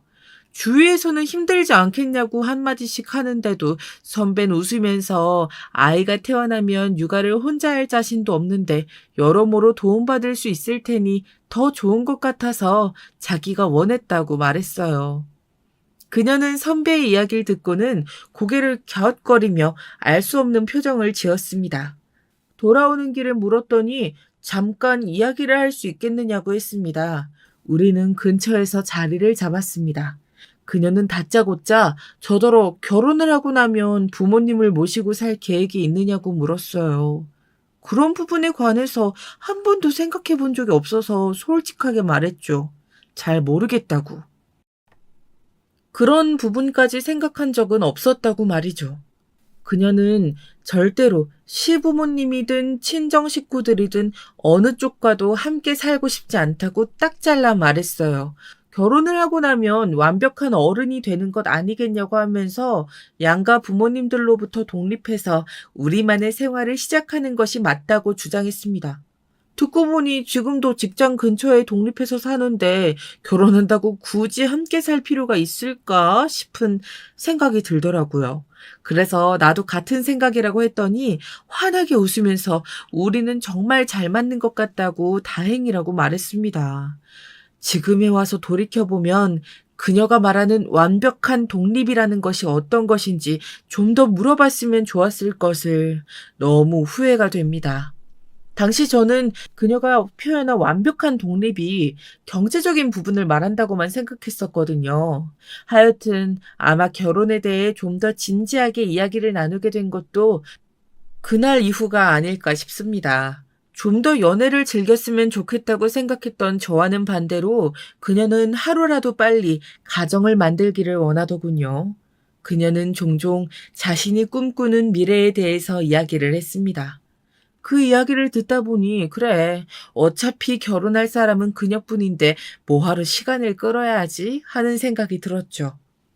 그래서 저는 그녀에게 정식으로 프로포즈를 하고 결혼 준비를 시작했습니다. 지금 생각해보면 너무 서두르지 않았나 싶어요.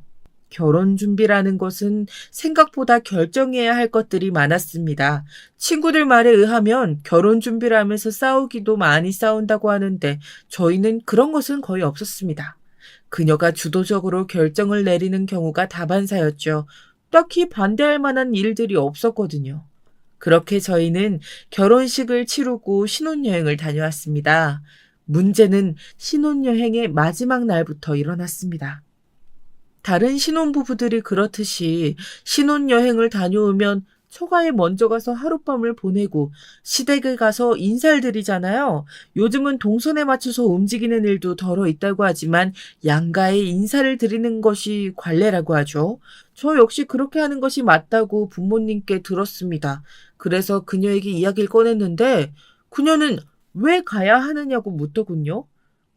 저는 생각지 못했던 반응에 당황했습니다.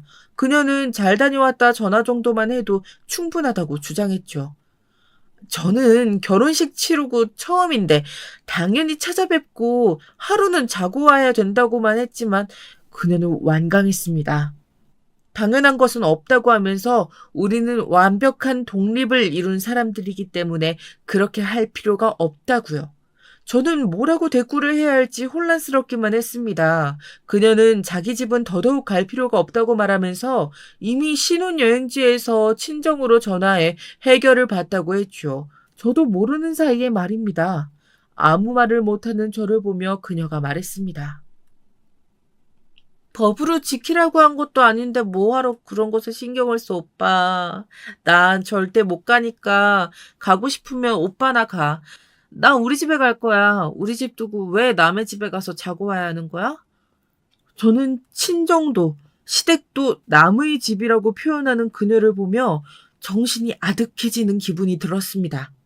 가끔이지만 연애 시절에도 뭐든지 이분법으로 생각하던 통에 몇 번 다툰 적이 있었거든요. 흑과 백, 두 가지만 있는 사람처럼 보이는 일들이 많았는데 이런 부분에서까지 그렇게 생각할 것이라고는 꿈에도 몰랐죠.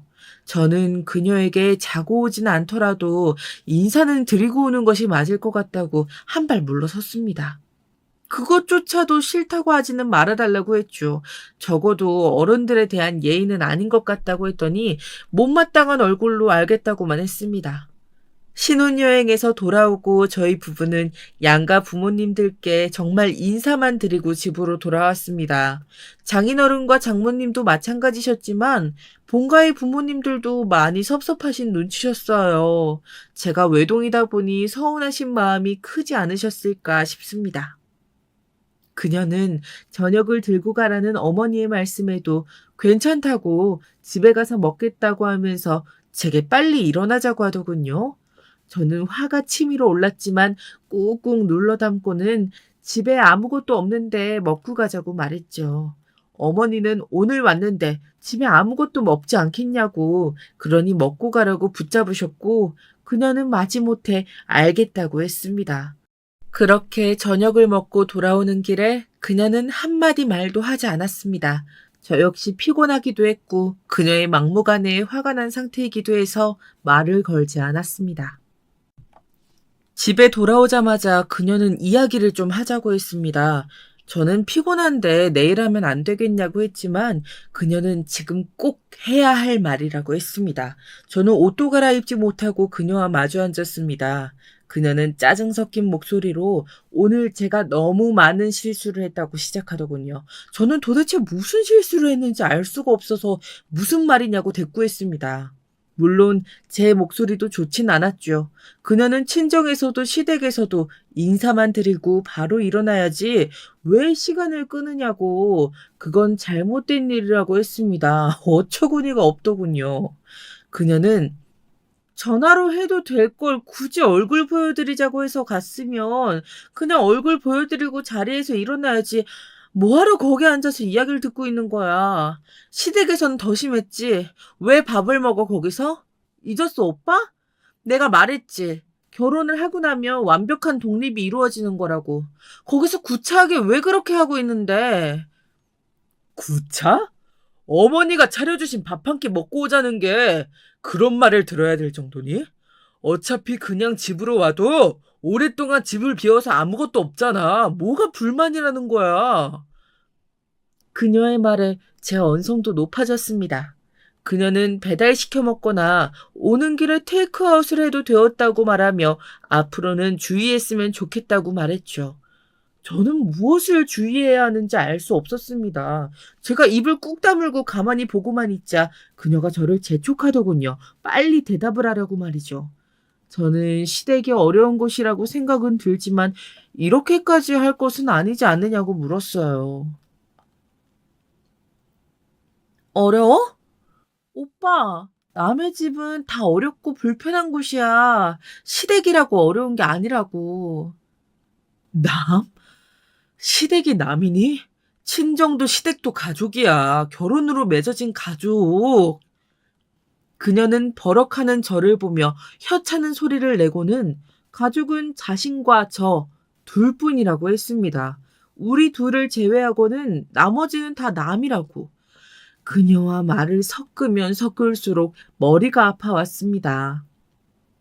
인상을 쓰는 저를 보던 그녀는 앞으로 조심하면 되는 일이라고 가볍게 말하더니 내일 출근도 있으니 빨리 정리하고 자자고 했습니다. 분주하게 여기저기 움직이는 그녀와 다르게 저는 그 자리에서 한 걸음도 움직일 수 없었습니다. 그날 이후로 우리는 두 번 다시 이 부분에 대해서 이야기를 하지 않았습니다. 저는 생각의 정리가 필요했고 그렇게까지 다른 생각을 가지고 있을 것이라곤 생각지 못했기 때문이죠. 복잡한 저와는 달리 그녀는 기분이 좋아 보였습니다. 저는 그녀와 다시 이야기를 해봐야겠다고 생각은 했지만 일에 쫓겨 자연스럽게 잊고 말았습니다. 신혼생활도 어느 정도 적응이 되어갈 때쯤 저는 그녀에게 양가 어르신들을 집으로 초대해서 식사 자리를 한번 만들었으면 좋겠다고 말을 꺼냈습니다. 사실 한 번도 저희 집을 보여드린 적이 없었거든요. 하지만 그녀는 단박에 싫다고 거절했습니다. 굳이 식사 자리를 원한다면 밖에서 보자고 하더군요. 여보, 우리 결혼하고 아직 한 번도 여기 와보신 적이 없으시잖아. 자식들 어떻게 사는지 궁금하실 텐데 초대하는 게 많이 어려워. 음식 준비니 뒷정리니 함께하면 금방인데 그렇게 반대하는 이유가 뭐야? 개인 프라이버시가 있잖아. 부모라고 자식 사는데 꼭 알아야 할 것은 아니야. 우리 부부만의 공간이잖아. 난 우리 공간에 다른 사람이 왔다 갔다 하는 거 용납 못해. 그녀는 결혼도 했으니 우리는 어른이고 당연히 부모님과 완벽하게 독립해야 한다고 주장하더군요. 저는 그녀의 완벽한 독립이라는 것에 신물이 날 정도였습니다. 외부인 아닌 부모님인데 왜 그렇게 나를 세우며 반대하는지 이해가 되지 않는다고 했고 그녀 역시 그런 저를 이해하지 못했습니다. 그녀의 기준에서는 부모님들도 철저히 외부인이었고 자신이 살고 있는 곳에 들어와서는 안 되는 사람이었던 것이었습니다. 저와 그녀는 며칠을 이 문제로 다투었습니다. 조금도 의견이 좁혀지지 못했죠. 그녀는 끝까지 부모님께서 이곳으로 오신다는 것을 반대했고 결국 제 의견은 그대로 묻혀 양가 부모님들은 한 번도 집에 오시질 못했습니다. 그 뒤로도 우리는 비슷한 일들로 몇 번이나 부딪혔습니다. 한 번은 이런 일도 있었죠. 여름이 다가오는데 처가에 에어컨이 고장났다고 하시더라고요. 더 더워지기 전에 시험 삼아 운행을 해보았는데 전혀 시원해지지 않았다고 말이죠. 냉매 문제인가 싶어서 서비스 센터 사람을 불렀는데 너무 오래된 제품이라 부품이 없어서 고쳐 쓰는 것은 무리라고 하셨답니다. 이 이야기를 듣고 저는 그녀에게 우리가 하나 새로 마련해 드리는 것이 어떻겠냐고 물었습니다. 그녀는 절대로 안 된다고, 왜 우리가 신경을 써야 하냐고 저에게 되묻더군요. 저는 신혼살림 시작할 때 어머님, 아버님께서 해주신 것도 많은데 에어컨 정도는 해드려도 될 것 같다고 말했어요. 하지만 그녀는 전혀 받아들이질 못했죠. 자식 결혼하는데 그 정도는 어느 가정이나 다 해주는 것이라고 말하며 그것을 갚아야 할 대상이라고 보는 것은 맞지 않다고 따져들면서 우리 집도 아닌데 에어컨 걱정을 해주는 것은 아니라고 단호하게 말했습니다. 저는 부모님 댁에 에어컨이 고장났다는데 그걸 왜 자식들이 신경을 쓰냐고 물어보는 그녀를 이해하기가 힘들었어요. 도대체 무슨 생각을 하고 살기에 저런 반응이 나오는 걸까 의문스럽기까지 했죠. 결국 그녀의 반대에 저는 그동안 제가 따로 모았던 비상금으로 에어컨을 바꾸어 드렸습니다. 그녀의 알 수 없는 가치관은 좀처럼 변하지를 않았습니다. 특히 그녀가 부모님을 대하는 모습을 보면 정상인이 아닌 것 같다는 생각이 들 정도였습니다. 한 번은 어머니께서 김장을 할 건데 혹시 시간 되면 같이 하지 않겠느냐고 물어보셨죠. 그녀는 왜 자신을 부르느냐고 저에게 짜증을 냈습니다. 어머니께서는 김장하고 새로 한 김치에 수육을 삶아 함께 먹자는 의도로 부르셨을 뿐이었거든요. 며느리들은 씨가 붙은 것은 시금치도 싫어한다고 하던데 그녀도 그런 걸까 하는 의문이 들었습니다. 자고 오는 것도 아닌데 말입니다. 그런데 그녀의 반응이 좀 이상했습니다. 어머니께서 바쁘면 퇴근길에 김장한 김치를 가져가라고 하셨는데 저한테 꼭 그 김치를 먹어야겠냐고 하더군요. 저는 무슨 의도로 그런 말을 하는지 알 수가 없었습니다. 어머니께서 새로 한 김치 맛이라도 보라고 주신다는데 가져오면 되지 뭐가 문제냐고 바쁘면 내가 다녀오겠다고도 했죠. 그녀는 못마땅한 얼굴로 제게 말했습니다. 집에서 김장을 하면 아무리 신경 써도 위생적으로 좀 찝찝하잖아. 거기 뭐가 들어갔는지 알고 재료도 불분명한데 꼭 그걸 먹어야 해? 오빠 그냥 우리 사 먹자. 사서 먹으면 깔끔하잖아. 그리고 어차피 우리 집에서 밥 먹는 시간 얼마 되지도 않아. 김치 많아봤자 다 낭비야. 네, 그렇습니다. 그녀는 시댁을 가야 한다는 것이 문제가 아니었습니다. 저희 어머니가 해주시는 김치라는 것 자체가 그녀의 기준에서는 NG였던 것이죠. 저는 기가 막혔습니다. 여러분도 그러신가요? 시댁이든 친정이든 김장을 새로 했다고 가져가는 소리를 들으면 찝찝하고 거북하신가요? 저는 오히려 고마울 것 같은데 말입니다. 저는 언성을 높이며 그녀에게 따졌습니다. 그녀는 우리가 어련히 알아서 잘 살 텐데 이래저래 끼어들고 싶어하는 시부모님이 이상한 거지 자기가 이상한 것이 아니라고 했습니다. 설마 김치 없다고 죽는 것도 아닌데 큰일도 나는 것도 아닌데 왜 자꾸 연락이 오는지도 모르겠다고 했죠. 그리고 이 모든 것의 원인이 제게 있다고 했습니다. 자기는 알아서 친정과 거리를 두고 있는데 저는 그렇지 못하기 때문에 자꾸 그분들이 귀찮게 하는 것이라고 말이죠. 온몸에 힘이 빠졌습니다. 도대체 이런 사고방식을 가지고 있는 여자와 무슨 이야기를 더 할 수 있을까 싶기도 했고요. 하지만 그녀는 그런 저를 붙들고 정신을 차려야 한다고 하면서 앞으로는 거리를 좀 두라고 몇 번이나 다그쳤습니다. 저는 그런 그녀를 집에 혼자 두고 밖으로 나왔습니다. 찬바람에도 좀처럼 화가 식지를 않았습니다. 저는 어머니께 전화를 드려 김장 때 가지 못할 것 같다고 말씀드리면서 아직 김치가 많이 남아서 떨어지면 가지러 가겠다고 죄송하다고 말씀드리는데 속이 말이 아니었습니다. 그 일이 있고 나서 우리는 거의 말을 섞지 않았습니다. 정확하게 말하자면 저만 그랬습니다. 그녀는 평소와 별다름 없이 제게 말을 걸었고 웃어 보였습니다. 회사에서 있었던 재미있는 일을 이야기한다거나 그동안 함께 보던 드라마의 새로운 시즌이 시작되었다는 등등의 일상 그대로였습니다. 소름 돋았죠. 어떻게 저렇게 아무렇지 않을 수 있을까? 정말 제가 화를 낸 것이 그녀에게는 아무것도 아닌 것인가 하는 생각마저도 들었습니다. 저는 그런 그녀를 보면서 도저히 웃음이 나오질 않았습니다. 그저 제 머릿속은 앞으로 그녀와 살아갈 수 있을까에 대한 의문만 가득할 뿐이었죠. 그날도 마찬가지였습니다. 저는 야근을 마치고 밖에서 가볍게 한 장 걸친 상태로 집으로 들어갔습니다. 안방에서 그녀의 목소리가 들렸습니다. 친구와 통화를 하는지 제가 들어온 것도 전혀 모르고 있었습니다. 저는 조용히 화장실로 직행했습니다. 씻고 나올 동안에도 그녀의 통화는 계속되었습니다. 뭐가 그렇게 재미있는지 웃음소리가 멈추질 못하더군요. 저는 일이나 더 할 생각으로 서재로 들어가는데 그녀의 입에서 시댁이라는 말이 들렸습니다. 저도 모르게 그 자리에 서서 통화 내용을 엿듣게 되었죠. 아니, 오늘 시어머니한테 전화가 왔는데 글쎄 둘 다 바쁠 테니 밑반찬? 밑반찬 해둔 건 있으니까 가져가겠냐고 하시는 거야. 진짜 돌겠더라고. 우리가 알아서 해먹는다고 말씀 들었는데 노인네 노망이 나신 건지 또 물어보시는 거 있지. 아, 어떻게 하긴 뭘 어떻게 해. 어머니한테 말씀드렸지. 반찬 부족하면 알아서 잘 사먹고 있으니까 이런 일로 귀찮게 연락 좀 하지 마시라고. 아무래도 오빠가 말을 안 했나 봐. 저번에 김장김치 가져가라 그랬을 때 오빠한테 분명히 말했거든. 그러면서 오빠한테 거리를 두고 지내는 게 좋겠다고까지 했었는데 못 고치고 있나 봐. 오빠?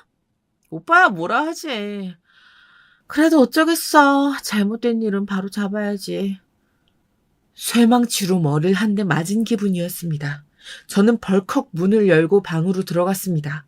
그녀는 놀란 표정을 짓는 것도 잠시 전화를 끊고는 태연하게 언제 들어왔냐고 물었습니다. 저는 방금 통화했던 내용이 무슨 말이냐고 물었습니다. 그녀는 자신의 전화를 엿들었냐며 아무리 부부라도 예의가 아니지 않느냐고 따져들었습니다. 저는 치밀어 오르는 욕을 꾹꾹 눌러 참으며 오늘 어머니께 전화를 받았느냐고 물었습니다. 그녀는 사과도 하지 않는다고 툴툴거리면서 방금 들었던 내용과 크게 다르지 않는 이야기를 그대로 했습니다. 저는 구체적으로 어머니에게 뭐라고 말했는지 정확하게 이야기하라고 다그쳤습니다. 높아진 언성에 그녀는 뭘 그렇게 유난스럽게 캐물어보냐고 짜증을 내더군요. 뭐라고 하긴 뭐라고 해. 이런 일로 귀찮게 하지 말라고 했지. 그녀는 그런 말을 하면서도 자신의 잘못이 무엇인지를 조금도 생각하고 있지 않아 보였습니다. 오히려 열이 올라 붉어진 제 얼굴을 이상한 생명체를 본다는 표정으로 바라보고 있었습니다. 저는 신경 써주시는 어머니께 어떻게 그런 말을 할 수 있느냐고 했지만 오히려 그녀가 더 화를 내며 말했습니다. 저번에 다 이야기한 것 아니냐고 하면서 말이죠. 제가 제대로 말을 정달하지 않았던 것 같아서 이번에 확실하게 말을 했다며 앞으로 2번 다시 이런 일은 없을 것이라고 대답했습니다. 저는 흥분으로 거칠어진 숨을 고르며 이를 악물었습니다. 제가 아무리 소리를 지르고 화를 내봐도 이 여자는 아무렇지 않을 것이라는 것을 반복적인 상황으로 알게 되었거든요. 저는 제대로 말했다는데 무슨 말을 한 거냐고 물었습니다. 그녀는 별것 아니라는 말투로 산지도 알 수 없는 재료로 만든 위생적이지 못한 음식을 자꾸 주신다고 하는데 불편하고 귀찮다고 말했다고 했습니다. 그리고는 이런 식으로 우리 집 냉장고 걱정해 주시는 것은 선 넘는 행동이다라고 다음부터 주의하셨으면 좋겠다고까지 어머니께 말했다고 했습니다. 그런 말을 듣고 어머니께서 얼마나 놀라셨을지 저는 상상도 되지 않았습니다. 그렇게까지 말을 해야 했니? 자식 걱정하시는 부모님께 그렇게까지? 그녀는 이미 성인이 되어 결혼까지 했는데 뭐가 그렇게 걱정이 되는지 모르겠다고 했습니다. 오히려 그럴 시간에 자기 건강이나 챙기는 것이 좋을 텐데라고 하면서요. 저번에도 말씀드렸는데 오늘 또 전화가 온 것을 보니 정신에 문제가 있는 것 같다고 날 잡아 치매 검사라도 받게 하라는 말까지 했습니다. 저는 더 이상은 그녀와 마주보고 있을 수 없었습니다. 이렇게까지 말이 안 통하는데 같이 살 필요가 있겠냐고 말하며 그녀와 생각할 시간을 가지자고 했죠. 그녀는 이런 제 말에 당황하며 무슨 말이냐고, 무슨 시간이 필요하냐고 물었습니다. 저는 솔직하게 말했습니다. 친정도 시댁도 가족으로 받아들이지 않고 남으로 생각하는 가치관에 도저히 익숙해질 수가 없다고 말이죠. 자주 만나서 밥 먹고 집을 서로 오가고 이런 것들을 원하는 것은 아니라고 했습니다. 그저 자식이 어떻게 사는지 궁금해하시는 분들에게 살고 있는지 보여드리고 바쁜데 밥은 잘 챙겨 먹는지 신경 쓰이는 부모님 마음이라도 가볍게 만들어드릴 수 있는 정도를 원하는데 그것조차도 거부하는 사람과 과연 앞으로 계속 살 수 있을지 자신이 없다고 말이죠. 그녀는 저의 잘못된 사고방식이 문제이며 왜 그것을 지적해도 고치지 않느냐고 오히려 목소리를 키웠습니다. 너도 나도 상대방이 문제고 서로 잘못한 것이 없다고 생각하는데 계속 같이 살 필요가 있을까 싶다. 그러니까 우리 생각 좀 하자. 그녀는 그런 시간이 필요한 것이 아니라 제가 생각을 바꿀 의지가 필요한 것이라고 단호하게 말하면서 원하는 시간을 줄 테니 생각을 바꿀 노력을 하라고 말했습니다. 이 순간까지도 그녀는 제 말은 다 무시하고 자기가 원하는 대로만 생각했죠. 저는 그런 시간이 아니라 이 결혼의 지속 여부에 대한 시간을 가질 거라고 말했습니다. 그리고 그녀가 제게 말한 것과 같은 말을 돌려주었습니다. 나는 결혼에 대해 다시 생각할 테니 당신은 그 생각을 고치겠다는 노력을 해. 그녀는 코웃음을 치며 절대 그런 일은 일어나지 않을 것이며 분명 제가 고치게 될 것이라고 장담했죠. 우리는 그날 이후부터 방을 따로 쓰기 시작했습니다. 그리고 겨울을 맞이했죠. 겨울은 추워서 겨울이라고 한다고들 하지만 갑자기 영하로 뚝 떨어진 기온은 좀처럼 오를 기미가 보이질 않았습니다. 난방비도 많이 올라서 올해 겨울은 유독 춥겠다 싶은 생각이 들었죠. 저는 혹시나 싶어 처가와 본가에 전화를 걸어 보일러는 잘 돌아가는지 물었습니다. 장모님께서는 괜찮다고 추운데 감기 걸리지 않게 조심하라고 하셨죠. 그러면서 망설이는 듯 그녀와는 잘 지내고 있느냐고 물었습니다. 차마 시간을 갖고 생각 중이라는 말이 떨어지진 않더라고요. 저는 대충 얼버무리면서 다음에 찾아뵙겠다고 말씀드렸습니다. 본가는 사정이 달랐습니다. 보일러 돌아가는 소린 들리는데 전혀 온도가 올라가질 않는다고 말씀하셨죠. 전 서비스 센터에 신청은 하셨는지 물었습니다. 센터에서는 요즘 날씨가 추워지면서 보일러에 문제가 생긴 곳들이 너무 많아서 당장은 방문하기 어렵다며 빨라도 내일 오후나 되어야 한다고 했습니다. 만약에 수리해야 한다면 얼마나 시간이 필요한지에 관해서는 센터에서도 확신할 수 없는 상황이라고 하더군요. 두 분은 가까운 모텔에서 지내겠다고 하셨습니다. 저는 아침 뉴스에서 올해 들어 가장 추운 날이라고 말하던 것이 기억났습니다. 저는 가까운 우리 집에 모시고 싶었습니다. 물론 지금까지의 그녀라면 펄쩍 뛸 것이 불보듯 뻔했기에 선뜻 우리 집으로 가자는 말이 떨어지질 않았습니다. 하지만 아무리 그녀라고 해도 이런 상황이라면 이해해주지 않을까 싶어서 우선은 우리 집에서 하룻밤 주무시고 가시라고 말했습니다. 퇴근하고 모시러 가겠다고 말이죠. 그리고 그녀에게도 연락을 했습니다. 회의 중인지 좀처럼 전화를 받지 않더군요. 저는 톡으로 사정 이야기를 하고 저녁에 부모님을 집으로 모시고 싶다고 남겼습니다. 한두 시간이 지났을까 바로 전화가 오더군요. 역시나 그녀는 화가 잔뜩 났습니다. 오빠, 우리 이런 이야기 이제 그만하기로 합의된 것 아니었어? 우리 공간이야. 왜 자꾸 남을 못 들여서 안달이야? 호텔 가. 호텔 차고 넘치잖아. 호텔로 보내라는 그녀의 말에 저도 폭발하고 말았습니다. 내가 한 달을 살자고 했니? 1년을 살자고 했니? 추운데 보일러 고장났다고 하시니까 하룻밤만 우리 집에서 모시고 내일 서비스 센터와 이야기하겠다고 했잖아. 그녀는 단 1시간도 용납할 수 없다고 소리를 질렀습니다. 그녀가 이번만큼은 상황을 이해할 것이라고 생각한 제가 바보였더라고요. 그녀는 조금도 변하지 않았습니다. 저는 물러서지 않았습니다. 자식 집이 코앞인데 호텔에서 하루 쉬라고 어떻게 할 수 있냐고 말했습니다.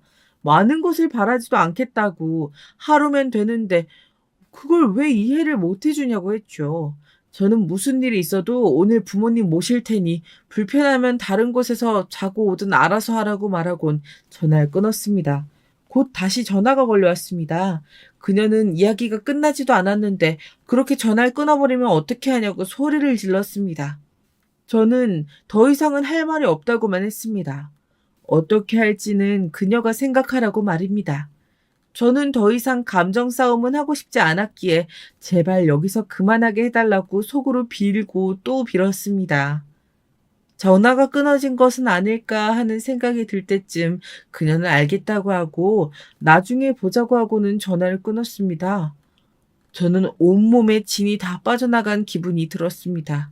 그래도 이대로 잘 넘어가서 다행이다 싶어서 안도의 한숨이 나오기도 했습니다. 저는 퇴근하자마자 부모님을 모시러 갔습니다. 집에서 저녁까지 먹겠다고 하면 더 많이 불편해할 것 같아서 그녀에게는 저녁은 먹고 들어가겠다고 연락을 미리 해두었죠. 그녀는 알겠다는 답변만 보내왔습니다.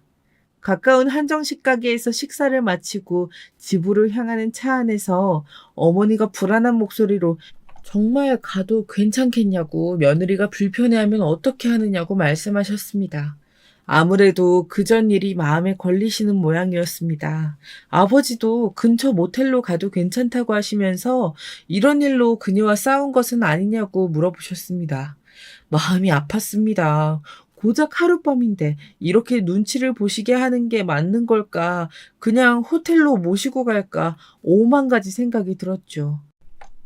저는 미리 이야기 다 했다고 하면서 걱정하지 마시라고 웃어보였습니다. 현관문을 열고 들어가자 예상과는 다르게 그녀가 마중을 나오더군요.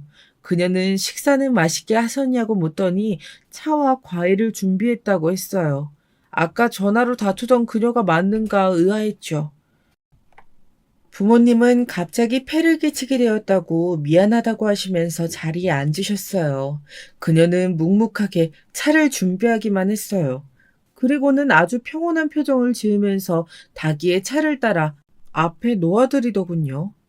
부모님은 그런 그녀의 반응에 헛기침을 하시며 차를 한 모금 하셨죠. 차라리 아무 말 하지 말고 그냥 방으로 모실 걸 그랬나 후회가 되었습니다. 너무나 차분한 그녀가 오히려 시한폭탄처럼 조마조마했거든요. 그녀는 천천히 차를 마시더니 조용히 말했습니다. 당연히 민폐고 미안해 하셔야죠. 아시면서 이렇게 행동하셨다니 정말 믿을 수가 없네요. 상대방에게 미안할 만한 행동이라면 하지 않는 것이 정상이잖아요? 저는 전혀 괜찮지 않으니 거짓말이라도 두 분께 괜찮단 말씀은 드리고 싶지 않습니다. 딱 하룻밤이라고 들었어요. 그러니 하룻밤만 주무시고 가주시면 됩니다. 그녀의 말에 저는 어안이 벙벙했습니다. 너무 기가 차서 입만 벌릴 뿐 아무런 목소리도 나오지 않더라고요. 부모님들은 민망하신지 붉어진 얼굴로 어쩔 줄을 몰라 하셨죠. 아버지는 그냥 근처 모텔이라도 가겠다고 자리에서 일어나셨습니다. 저는 여기까지 오셨는데 무슨 소리냐고 했지만 일자로 굳게 다무신 입술에서 얼마나 화가 나셨는지 느껴져 말리기도 힘들었어요. 그녀는 담담하게 그렇게 해주시면 서로 간에 깔끔하고 좋을 것 같다고 말하며 처음부터 그렇게 하셨으면 서로 간에 쓸데없는 시간 낭비 없이 얼마나 좋냐고 한마디 덧붙였죠. 저는 더 이상 참을 수가 없었습니다. 금방이라도 나가려는 두 분을 붙들어 안방으로 모셨어요. 그녀는 지금 어디 들어가시냐고 소리를 높였죠. 저는 두 분께 절대 나오지 마시라고 하고는 그녀와 마주 보았습니다. 그녀는 화가 났는지 온몸을 부들부들 떨고 있었죠. 안방을 손가락질하며 지금 누구 허락을 받고 이런 짓을 저지르냐고 소리를 지르기 시작했어요. 그런 모습을 보고 있자니 오히려 제 머리는 싸늘하게 식어갔습니다. 저는 낮은 목소리로 말했습니다. 지금 당장 내 집에서 나가. 이 집? 내가 열심히 모은 돈에 우리 부모님이 도와주셔서 장만한 곳이야. 당신 지분은 1%도 들어있지 않다고. 엄밀히 말하면 우리 집이 아니라 내 집이지. 당신 이렇게 정하는 거 좋아하잖아. 그러니까 당장 내 집에서 나가. 험한 꼴 보기 전에. 그녀는 충격받은 얼굴로 어떻게 그런 말을 할 수 있냐고 따졌어요. 전 길게 말하고 싶지 않았죠. 저는 식탁 의자에 걸어둔 그녀의 가방을 쥐어주고는 내일 짐과 이혼 서류를 따로 처가로 보낼 테니 당장 내 집에서 나가라고 했습니다. 그녀는 절대로 갈 수 없다고 우리 집을 두고 내가 왜 나가야 하느냐고 버티면서 소리를 질렀죠. 저는 처가에 전화를 걸었습니다. 장인어른께 지금 집으로 와주십사 정중하게 부탁을 드렸습니다.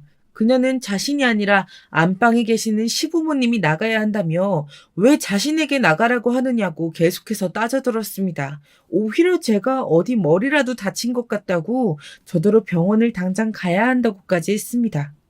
저는 그녀의 그런 반응에 한마디도 하질 않았어요. 계속해서 소리를 지르던 그녀도 지쳤는지 조용해지더군요. 장인어른이 오실 때까지 우리 둘은 아무런 말도 하지 않았습니다. 1시간 정도 지나니 장인어른이 형님과 함께 오셨어요. 저는 오늘 있었던 일을 말씀드리고 더 이상은 그녀와 살 수 없다고 말했습니다. 두 분은 깜짝 놀란 표정으로 그녀를 바라보았지만 그녀는 여전히 도끼 어린 얼굴로 저를 노려보고 있었죠. 그녀는 빨리 시부모님을 모텔로 모시고 자기에게 사과하면 다 용서하겠다는 말을 하더군요. 저는 더 이상 그녀와 말을 섞고 싶지 않았어요. 오로지 두 분께서 그녀를 데리고 가주셨으면 좋겠다는 생각만 할 뿐이었죠. 그녀의 말이 길어질수록 두 분의 안색은 창백해져 갔습니다. 저는 빨리 그녀를 데리고 가달라고 부탁을 들었습니다. 이혼 서류는 내일 따로 들고 찾아뵙겠다는 말과 함께요. 누구 마음대로 이혼이야. 나하고 함께 가고 싶다며. 그랬으면서 이혼? 난 절대 못해. 내 거 절대 안 뺏겨. 그녀는 형님께 끌려가면서도 고래고래 소리를 지르고 발버둥을 쳤습니다. 장인어른은 눈물을 보이시며 사돈어른께 사죄의 인사를 드리고 싶다고 말씀하셨어요. 거절하기가 난감해서 아버지께 말씀드리러 안방으로 들어갔습니다. 어머님께서는 눈물을 훔치시며 벽에 기대어 앉아 계셨어요. 저는 장인어른께서 하실 말씀이 있다고 하시는데 잠깐 보실 수 있겠느냐고 여쭈었습니다. 아버지는 비틀거리며 일어나셔서는 밖으로 나오셨어요. 두 분은 말없이 손을 맞잡고는 한참을 그렇게 서 있기만 하셨습니다. 장인어른은 자식을 잘못 키워 죄송할 뿐이라고 하셨어요. 아버지는 자식이 어디 부모 마음대로 크는 거냐며 이 녀석도 똑같으니 둘이서 결혼까지 했던 것이라고 같이 미안하다고 하셨죠. 그 모습을 보는 저는 죄인이 된 것 같은 기분이 들어 고개를 들고 있기가 힘들었습니다. 장인어른께서 가시고 집안의 공기는 한층 더 무거워졌습니다. 어머니는 괜히 여기를 와서 일을 악화시켰다고 한숨을 내쉬셨어요. 저는 어차피 이혼에 대해 생각하고 있었다고 말씀드리면서 사실 그동안 많이 힘들었다고 솔직히 고백했습니다. 제 이야기를 묵묵하게 들어주시던 아버지는 이혼을 후회하지 않겠느냐고 하셨어요. 지금 같은 마음으로는 조금의 미련도 남지 않을 것 같다고 했죠. 아버님은 알겠다고 하시면서 원하는 대로 하라고 하셨어요. 저는 두 분께 집이 정리될 때까지 이곳에 계셔 주셨으면 좋겠다고 했습니다. 불편하게 생각하지 마시고 보일러가 어떻게 될지도 모르는데 추운 겨울 다른 곳에서 쉬게 하고 싶지 않다고 거듭 부탁을 드렸어요. 두 분께서는 지금은 아무런 생각을 하고 싶지 않다고 하시면서 내일 이야기하자고 하셨어요. 저는 두 분의 잠자리를 봐드리고는 거실에 불을 끄고 앉았습니다.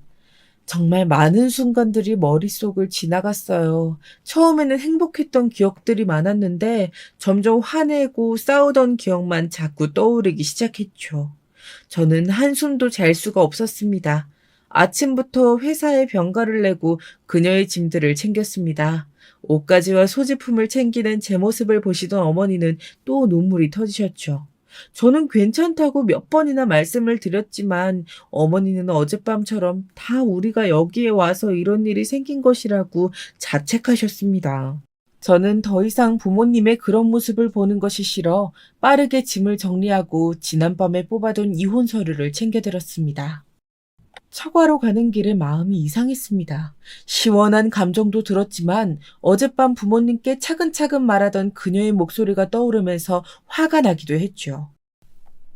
처가에 도착할 때쯤에는 화도 많이 가라앉았습니다. 잠긴 목을 풀고는 집 안으로 들어갔습니다.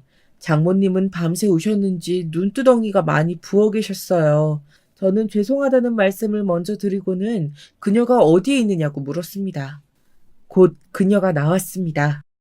그녀 역시 한숨도 자지 못한 얼굴이었습니다. 형님은 차에 실린 그녀의 짐을 꺼내오겠다고 하면서 자리를 비웠습니다.